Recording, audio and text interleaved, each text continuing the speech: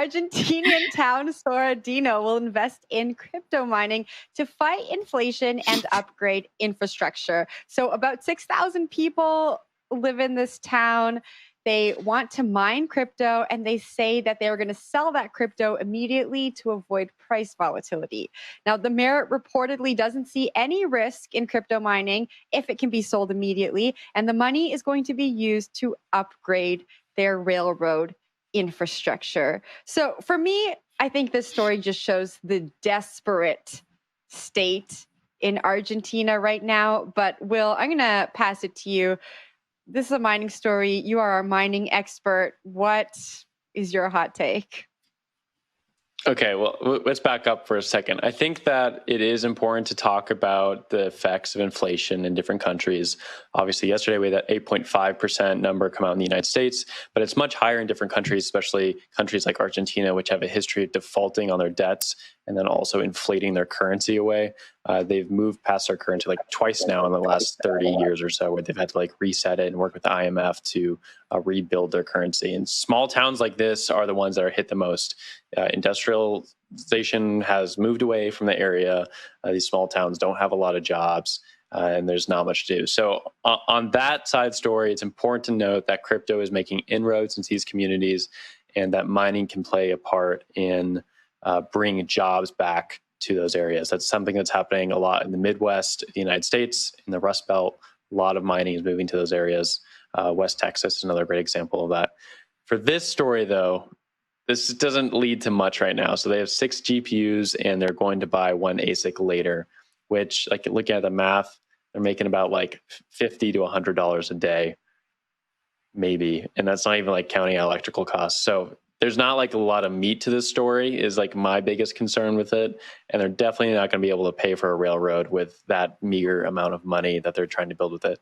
Like maybe something in the future happens with it. That would be cool, but not to pour some water on your topic there, Jen. Apologize. No, that's okay. You do it often. I'm used to it. Chrissy, let's get your take on the story, though.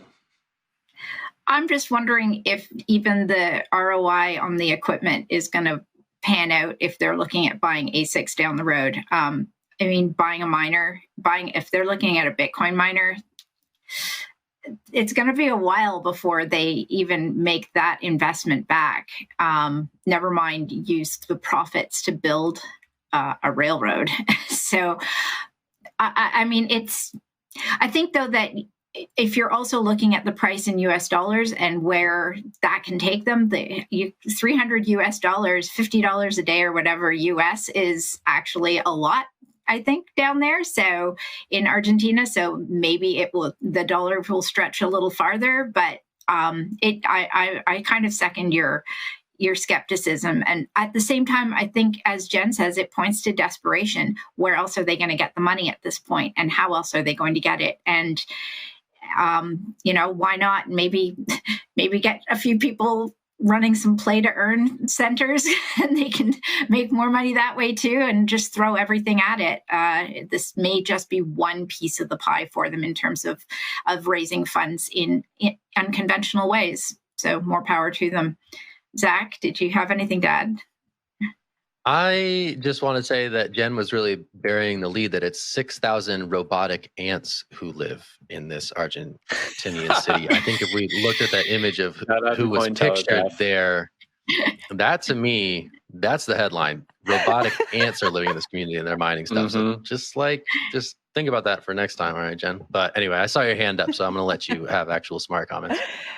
Well, they're not that smart. I'm just going to add a few stats from the article. So the mayor did say that they plan on making a few $100 US each month.